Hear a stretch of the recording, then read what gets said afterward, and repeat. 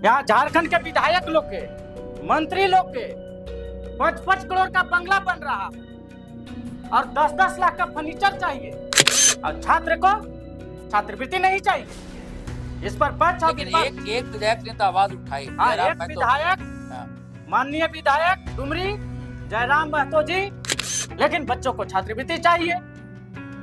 मैं जयराम जी के बातों को मैं समर्थन करता हूँ।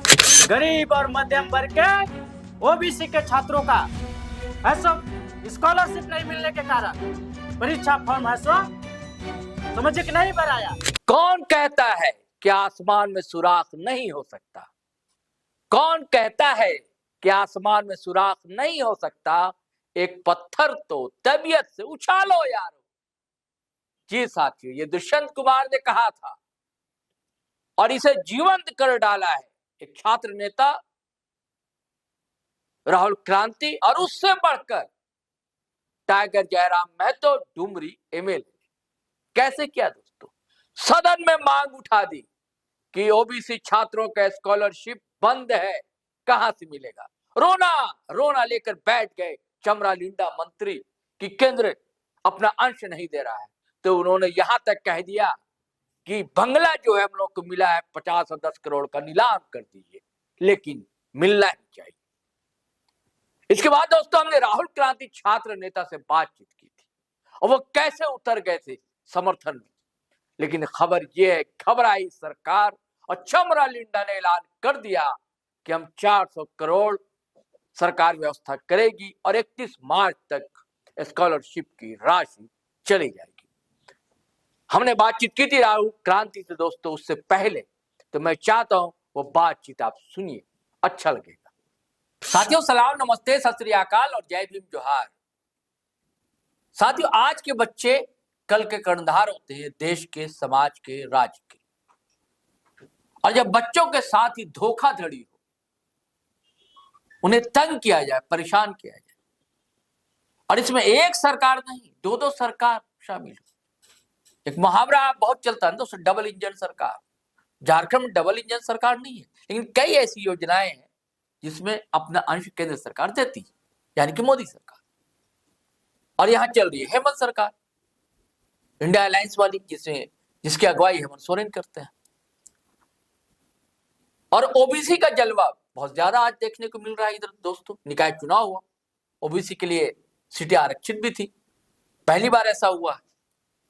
लेकिन ओबीसी के छात्रों ने क्या गुनाह किया है, क्या अपराध किया है कि उनकी स्कॉलरशिप अब तक रुकी, मिल नहीं पा रही?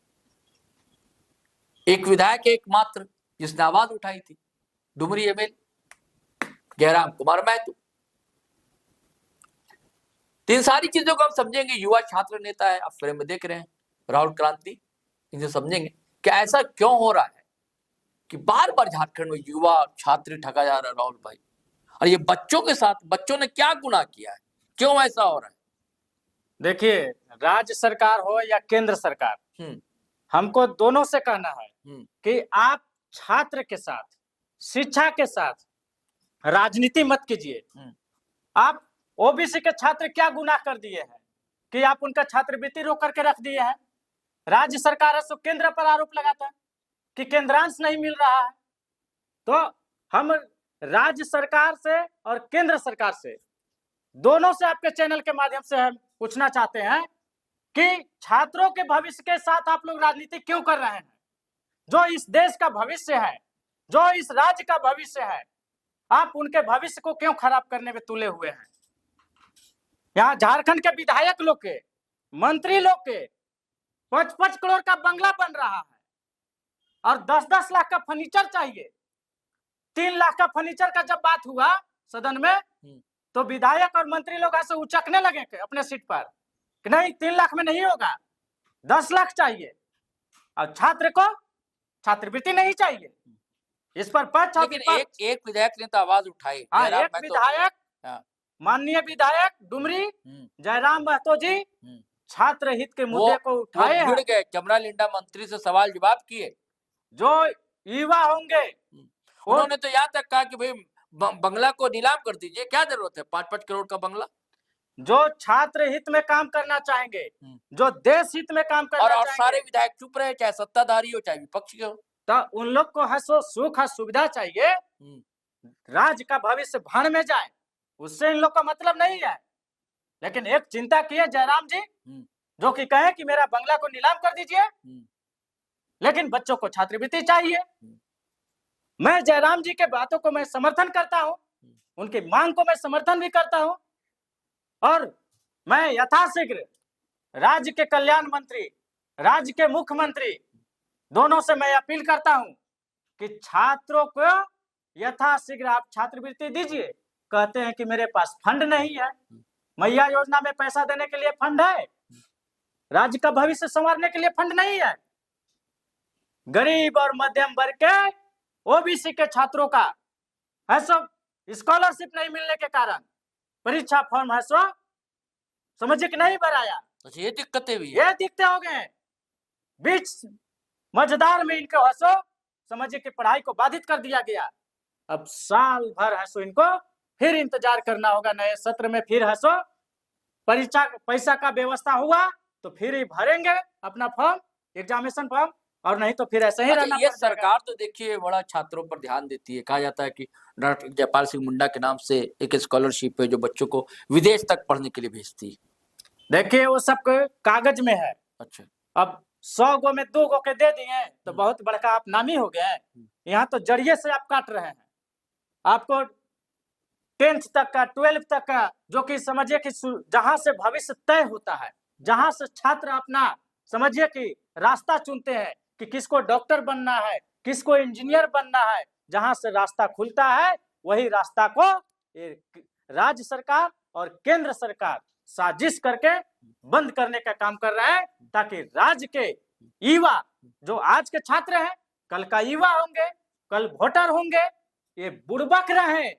अब बुड़बक रहेंगे तो हाँ इन लोग है सो वोट बरगला करके लेते रहेंगे। नहीं, सवाल ये है राहुल भाई, कि सिर्फ ये ऐसा हम लोग के साथ बात करने से तो मसले का हल नहीं होगा। नहीं, तो इसके लिए आप जैसे लोग जन जागरूकता क्यों नहीं फैलाते युवाओं के बीच, छात्रों के बीच, ताकि कोई आंदोलन खड़ा किया जा सके? उससे क्या दबाव पड़ता है सरकार पर?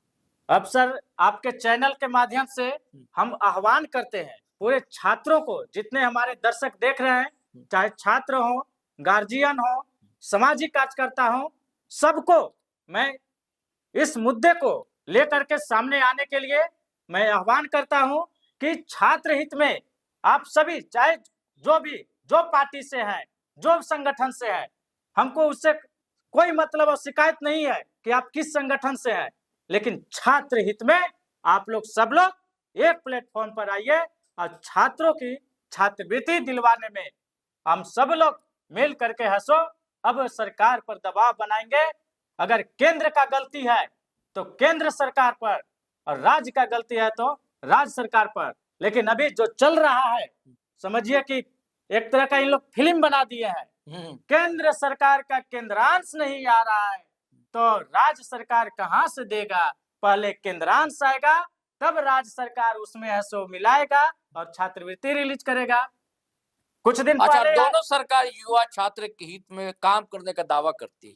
कुछ नहीं, इन लोग युवाओं के साथ है सो हमेशा धोखा किए हैं और अब छात्र के साथ है सो धोखा देने का काम कर रहे हैं। कुछ दिन पहले आए थे केंद्रीय मंत्री अठावले जी, वो बोल करके गए थे कि 1 सप्ताह के अंदर में है सो केंद्रांश है सो छात्रवृत्ति का मिल जाएगा, वो भी झूठा साबित हुआ।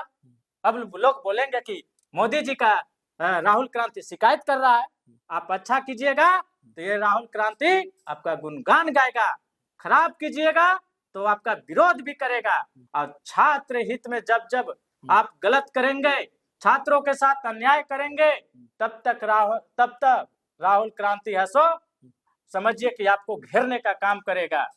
हम आपके चैनल के माध्यम से हम अपील करते हैं केंद्र सरकार से भी, राज्य सरकार से भी, कि आप लोग बैठ करके इस मसले को सुलझाइए और सुलझा करके छात्रवृत्ति यथाशीघ्र आप लोग हसो निर्गत कीजिए। किस किस क्लास के बच्चे जो वंचित हो रहे हैं? 8 से लेकर के ऊपर के बच्चे, 8 से 10वीं तक, फिर 11वीं के बच्चे इससे प्रभावित हो रहे हैं।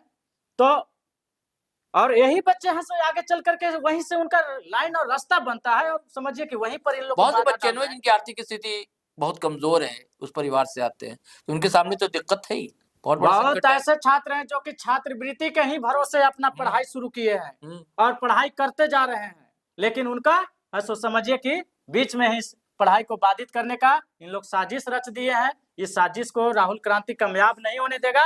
देखिएगा होली के बाद, अगर होली के कुछ दिन और हम इंतजार करेंगे, अगर 15 मार्च तक छात्रों को छात्रवृत्ति नहीं मिला तो राज्यव्यापी आंदोलन मैं खड़ा करूंगा और इस सरकार के मंत्री, नेता और विधायक सबको है सो समझिए कि उनके घर में ही है सो हम कैद कर दूंगा, बाहर नहीं निकलने दूंगा, दरवाजा पर ही बैठ जाऊंगा, अंदर ही उनको हम समझिए कि उनका घर को ही हम जेल बना करके रख दूंगा। देखिए साथियों, गुस्सा इनका बिल्कुल जायज है, वाजिब है दोस्तों। आक्रोश ऐसा ही नहीं फूटता है, उसके पीछे कारण होता है, और दोष तो है और कारण भी सरकार है, दोषी भी सरकार, और केंद्र सरकार भी है और राज्य सरकार भी। बच्चों के साथ आप ऐसा सौतेला व्यवहार नहीं कर सकते। अगर आप दावा करते हैं कि बच्चे ही कल के कर्णधार हैं, तो कैसी सरकार है फिर? चलिए साथियों, चलते हैं। राहुल भाई, शुक्रिया आपका आने का। आपको भी सर। फिर नए वीडियो के साथ हाजिर रहेंगे, लेकिन आपसे वही गुजारिश है कि अगर आपने हमारा चैनल सब्सक्राइब नहीं किया तो कर लीजिए, और वीडियो हमेशा की तरह धड़ाधड़ फटाफट खटाखट शेयर कीजिए, लाइक कीजिए, कमेंट कीजिए, और हाँ, ये वीडियो तो जरूर कीजिए दोस्तों। बात दूर तक जानी चाहिए, सरकार तक पहुंचनी चाहिए बात, सिर्फ रांची दरबार नहीं, दिल्ली दरबार तक ये आवाज गूंजनी चाहिए। फेसबुक पर भी आए, अच्छा लगता है। हमारी वेबसाइट भी है GTROLive.com, उसे भी क्लिक किया करें, बल मिलता है। चलिए चलते हैं। जय हिंद, जय भारत।